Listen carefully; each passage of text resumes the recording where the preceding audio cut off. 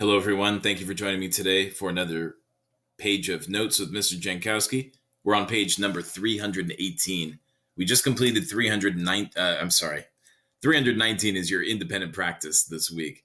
But we just completed page 79 in your math notebook. And today, right now, we're going to complete page 318 for notes as well to prepare you for page 319, which is your independent practice. So we're just going to jump right into this. Remember, this is a YouTube video. You can always pause, rewind it, start over again. So if I go fast, don't worry about it. Just pause it and get caught up and restart it again. Number 1, I'm going to read this out loud. It says, Caroline ran 15 miles in 5 days. She ran the same distance each day. Write and solve an equation to determine the number of miles she ran each day. So I'm going to start off by using our strategy that we have been using the last few weeks. I'm going to first start circling quantities that I see in this problem here. And the first quantity I see is 15 miles. The second quantity I see is in 5 days. And I don't see any other quantities in this problem yet, or at all. Next, I'm going to look for clue words. So it says here she ran the same distance each day. Okay, so each day is a clue word, and she ran the same distance each day. And then it also says write and solve an equation to determine the number of miles she ran each day. So it looks like this each day, information here that we have in the text is a number that we're missing. So I'm going to let X represent the number I'm missing. I'm going to let X represent the number of miles ran each day.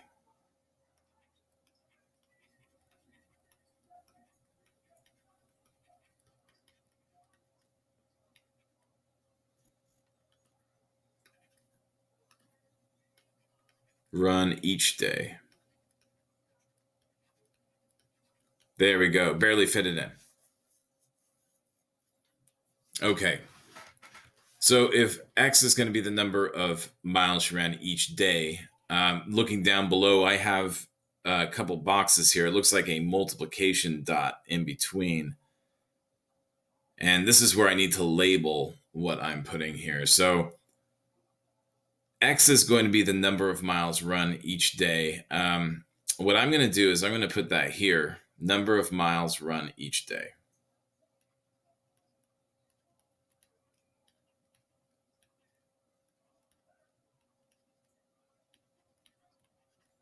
That's the information I'm missing. Now she ran 5 miles. She ran 5 days. So that's what's next. Number of days run, or number of days she ran. Let's put number of days, and that's 5. So the miles she ran each day, or the miles she ran each day times 5 equals the total number of miles.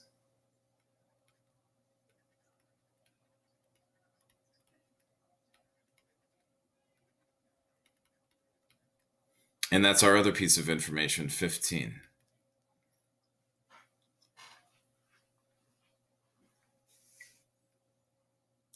Now they want us to draw algebra tiles to model the equation up above.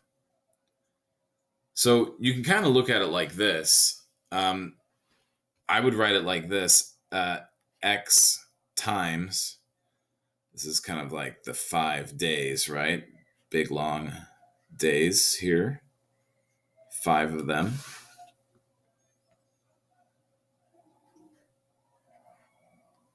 And then the total number of miles that was run total for those 5 days was 15. So I'm going to draw 15 little squares to represent the miles. And I apologize if you hear any noises in the background. My kids are watching a movie, and it's kind of loud. So we have X times the number of days equals the number of miles, total 15 miles for those 5 days. So I'm going to rewrite this equation over here. x times 5 equals 15. And I see a multiplication dot here. This is a multiplication operation. So I know I'm going to use the inverse operation of multiplication to solve this. I'm going to use division. So I'm going to divide by 5 on both sides. And 5 over 5, that's the same as 1. So 1 times x is the same as x. So these get eliminated essentially. Make sure I get through that 5. And I'm just going to write x by itself down below. And then, of course, I need to solve the other side of the equation, the division on that side. 15 divided by 5 is 3. So Caroline ran 3 miles each day.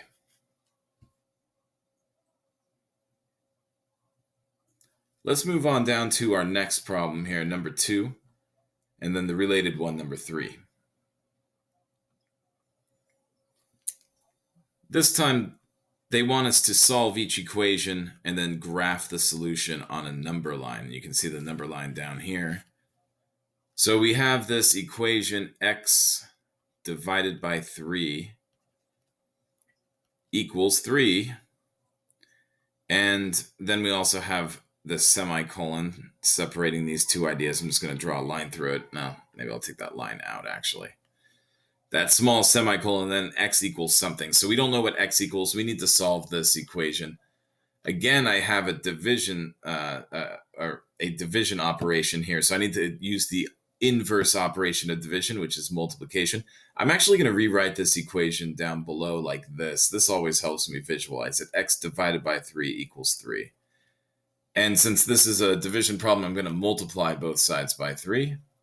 Let's use a different color. There we go. Multiply both sides by 3. Essentially, 3 times x over 3 can be rewritten like this. And 3 times 3 can be written as 9, of course. This is an equal sign, sorry. 3 times 3 is 9, so we'll change that to 9. And then we'll simplify this fraction. 3 over 3 is 1. 1 times x is just x, so that gets eliminated. And left with x equals 9. So I'm going to put here x equals 9, find 9 on the number line, and draw a dot there. That's closed. Looking at number 3, we have 4x equals 32. I'm going to rewrite this over here. 4x equals 32.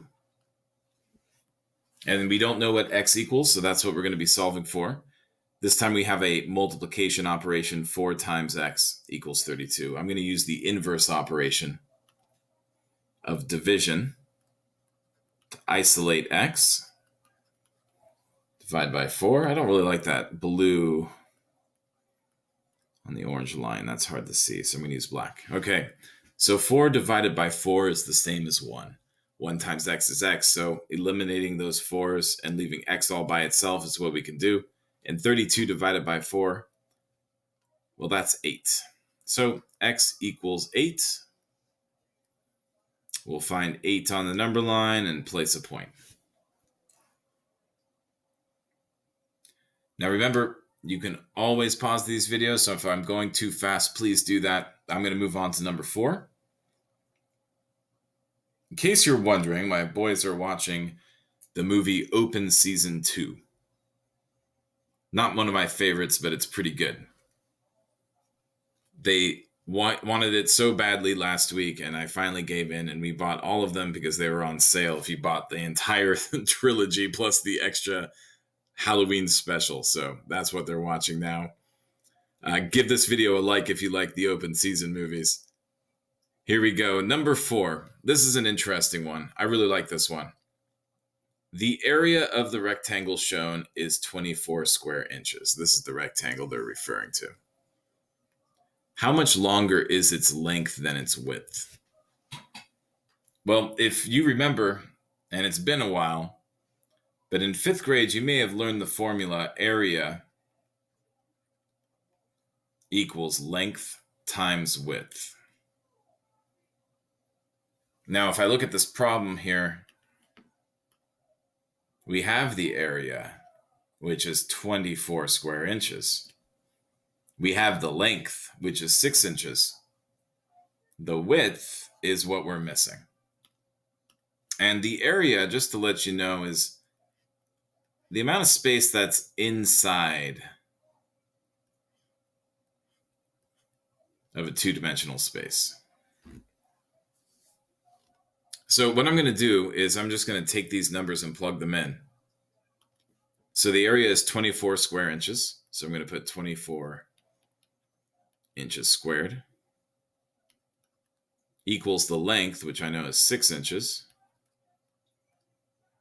times the width, which is a variable I don't know the answer.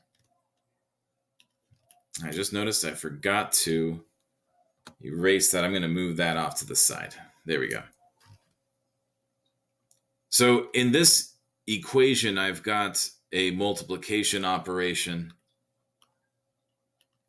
And the inverse operation of multiplication is division. I need to isolate this W and get it by itself. So I'm going to divide both sides by 6 inches.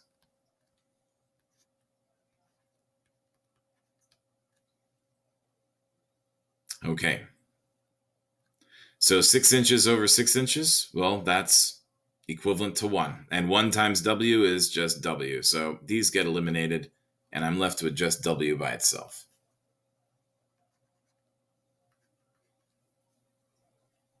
And then I have 24 divided by 6. And 24 divided by 6 is 4. And inches squared divided by inches is inches. So width is 4 inches. Now, the question asks, how much longer is its length than its width? Well, its length is 6 inches, its width is 4 inches. So the rectangle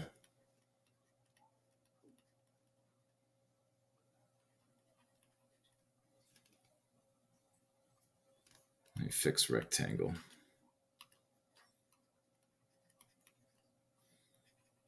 Has a length.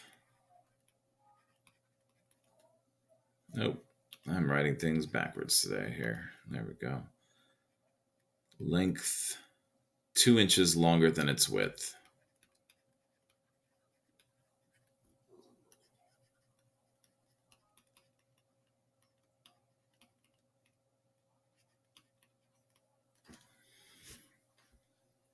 Okay. Oh, I forgot to write an A. Has a length. You know, I'm just going to rewrite this whole thing. That's bothering me. The rectangle has a length that is 2 inches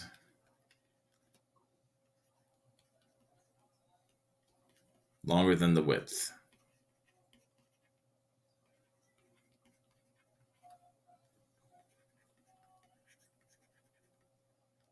Okay.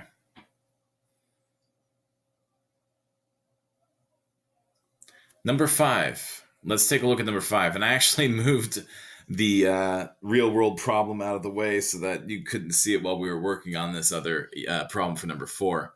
So I'm going to move that up now. But before I do, the question asks us to write a real world problem. So write a real world problem for the equation 15W equals 45. Tell what the variable represents, then solve the problem. Well, we have 15 times W equals 45 for our equation. And the real world problem I put here was this one, which is fairly realistic, I'd say. I have 15 cousins that I'm taking out for ice cream. Each ice cream cone costs $W. I end up spending $45 on ice cream, on the ice cream cones. How much did each cone cost? Here's my real world problem. I often relate my real world problems to money. For me, that's easy to visualize. But others like to relate it to baking or to whatever they're interested in.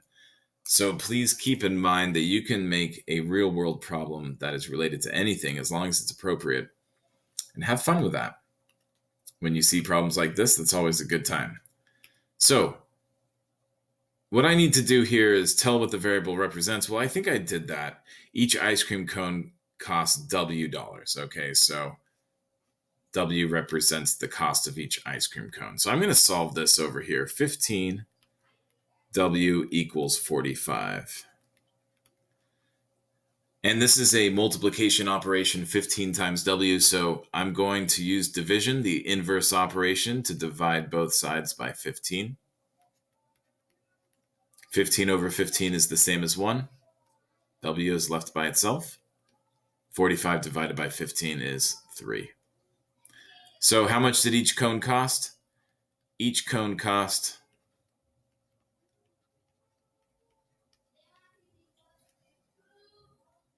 let's fix that. Each cone costs $3,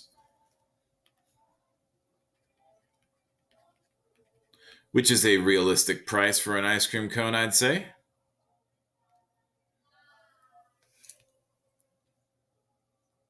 So feel free to have fun with this one. And I'm going to move on to the next one, number 6, our final problem here for the day, our final question on this page. It says, how do you solve equations that contain multiplication or division? And we've been talking about this all day today. So when you're solving equations that contain multiplication and division, you kind of do the same thing. You use the inverse operation. So the best answer, and this is the answer straight out of your book, how do you solve equations that contain multiplication or division? You apply the inverse operation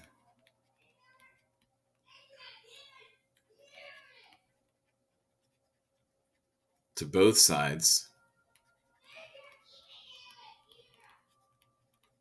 of the equation.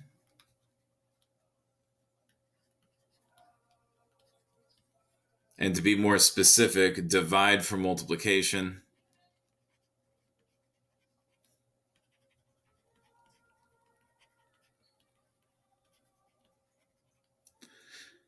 and multiply for division equations.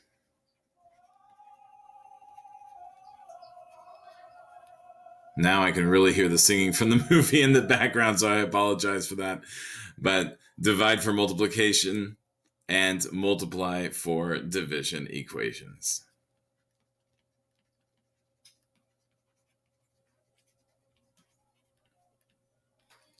All right. Well, thank you for watching my video today. I know this was quite a bit. I'm going to zoom out so you can see the whole page.